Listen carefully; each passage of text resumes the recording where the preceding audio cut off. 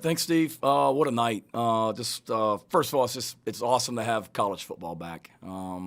Packed crowds and college game day this morning with Coach Corso and live crowds and SEC Nation and fans and the bands and the cheerleaders and everything that makes this sport special.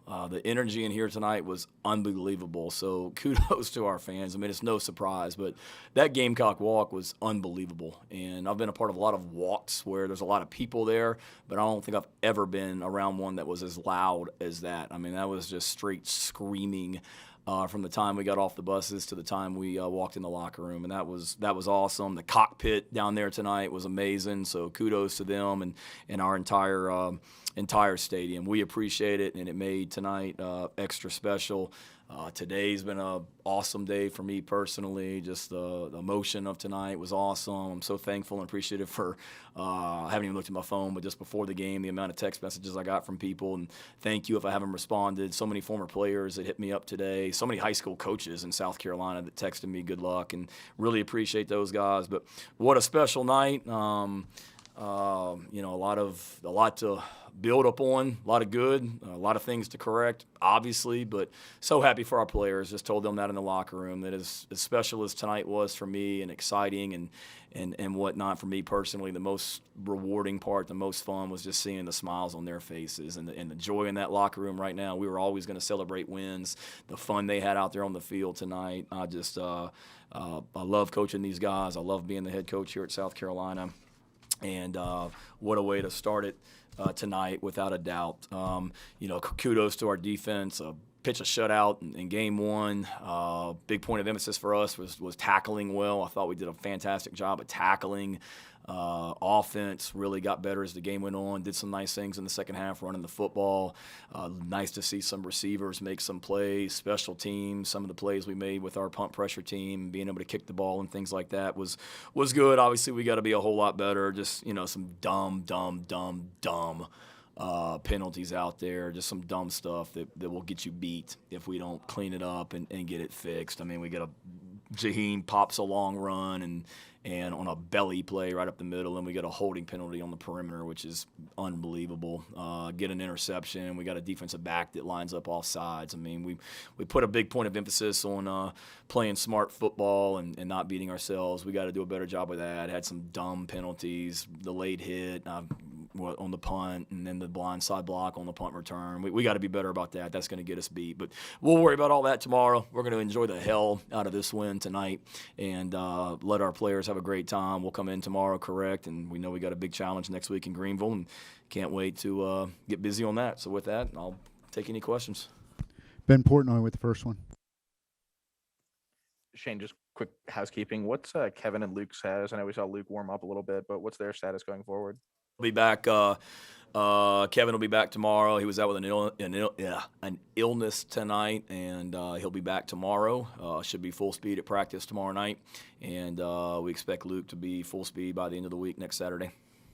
And then just looking at Zeb tonight, obviously you talked about how he was able to control things and not make mistakes. Just how would you grade him out tonight, and what was it like to see him step out there tonight? It was good, poised and collected, and we got to be better as an offense, just being efficient. We did a nice job for the most part, but we had a lot of plays out there that, for whatever reason, we didn't get lined up quite the wrong way, or emotion was a little bit off. So a lot of things like that we got to clean up. But I thought overall Zeb did a nice job of running the offense and made some throws and ad-libbed on some big plays there in the first half, being able to get the second reads and making things right when it wasn't quite right, what was going on around him. So I thought he did he did a nice job.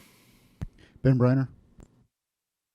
Hey, Shane, you mentioned kind of some of those big special teams plays. I wanted to ask first, just how much progress has that group made since the spring? And also, is it a little bit meaningful to have some of those, beamer ball moments in your first game as a head coach? Yeah, I'm sorry, what was the first part about who had made strides? Just how much progress was there from that special teams unit since the spring? Oh, good. They've bought in, and we spend a crazy amount of time on it. Meetings, walkthroughs, practice. It's a big point of emphasis, and pleased with what they did. obviously you only got one opportunity to return a kickoff, and they weren't going to kick it deep to us, so didn't get much done from a kickoff return standpoint. But kickoff covered kicks well for the most part, kicked it well. Parker came in and hit the field goal, and then our punt pressure teams needs to be a weapon for us. We didn't really get many opportunities for Josh Van to return them tonight, but we got some talented guys out there, and being able to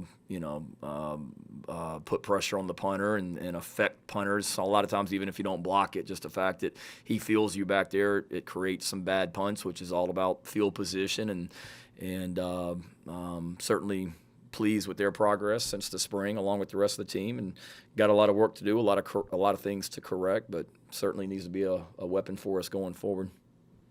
Corey Diaz.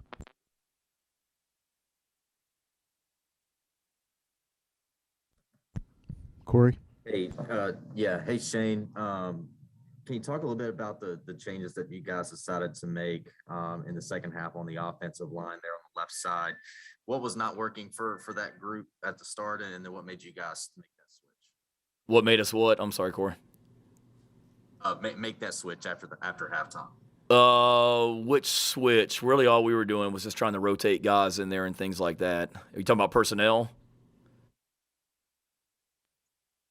Yeah, I was talking about the changes on the offensive line. Yeah, I mean, a lot of it was just playing players and wanting to be able to rotate guys through there, and that's what we certainly did. So it wasn't like, the only changes we did was they were really, heating us up a lot and pressuring us and making calls as we broke the huddle and got to the line of scrimmage. So we started using a little bit more tempo just to be able to keep them from making those calls and trying to, wear them down a little bit. So we went a little bit more up tempo, and frankly, they made some, they're heating us up and made it tough for us to run into some of the fronts and coverages and pressures they were giving us.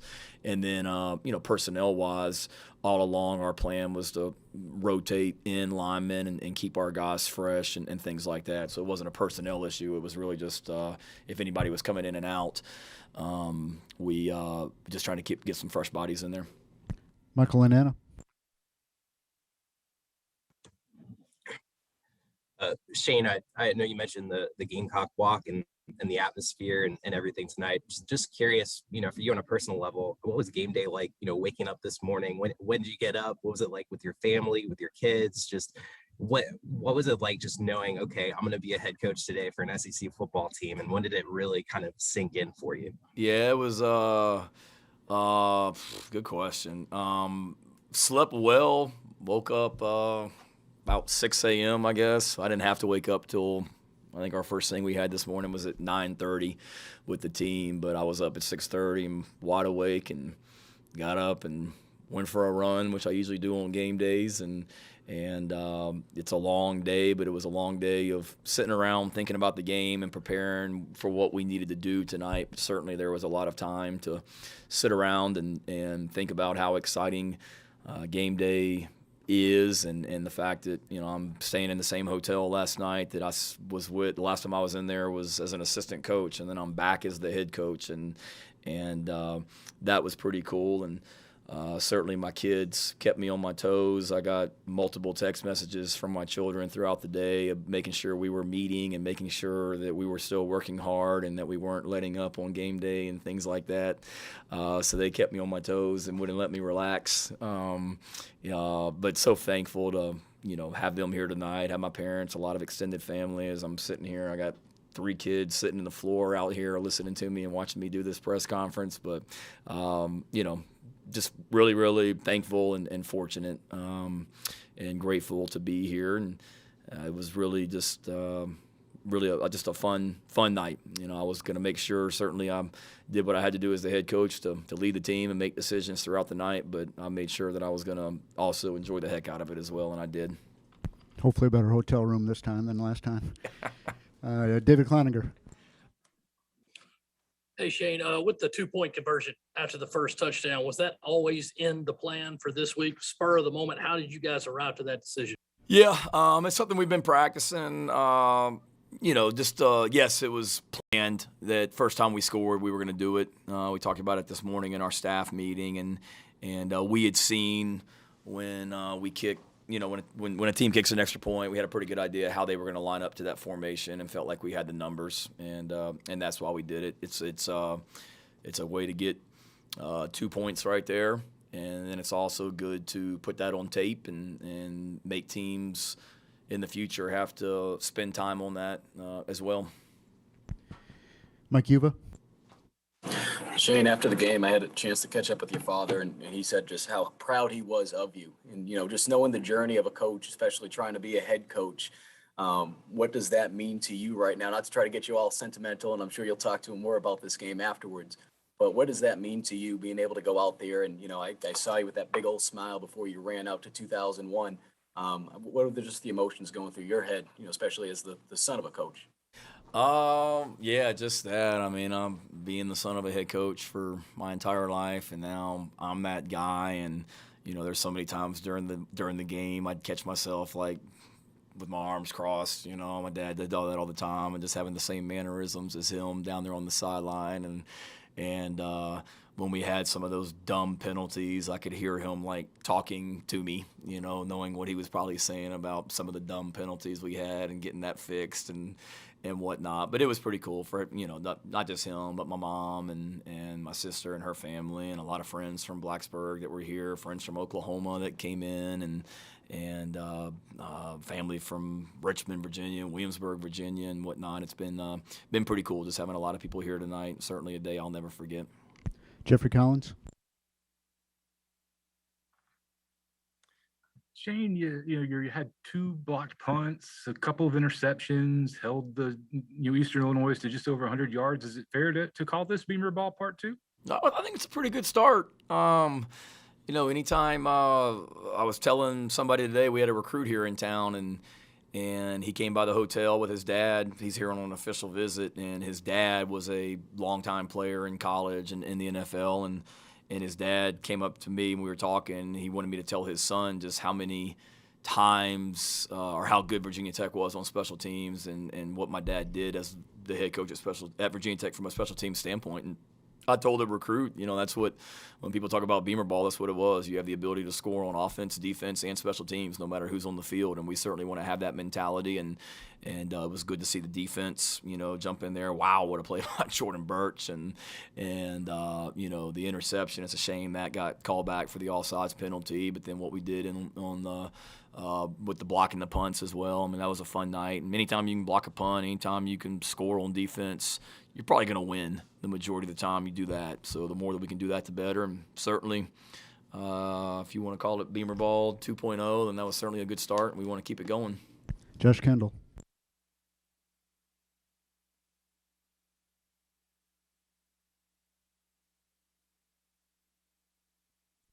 Josh. Looking down at Josh in the press box. Come on, Josh. Everybody in the press box is getting on you, man. I can see them looking at you. Let's go. I know they are. Can you hear me now? Yeah. I'm having some trouble. Was your dad on the sidelines? I think he was in the box or upstairs. I just saw Bill Roth, who did the TV. He said my dad was on the air with him during the game. But no, I guess I should have offered him a sideline pass if he wanted to stand on the sidelines. I didn't even think about it. So he was up with my family.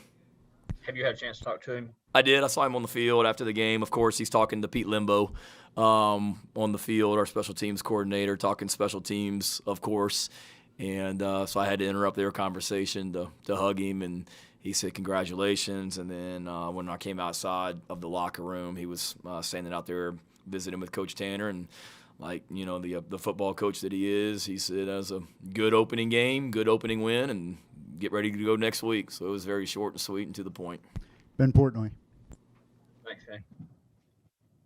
Shane, just to clarify, I know RJ was suspended tonight and a couple other guys. What's the status on them going forward?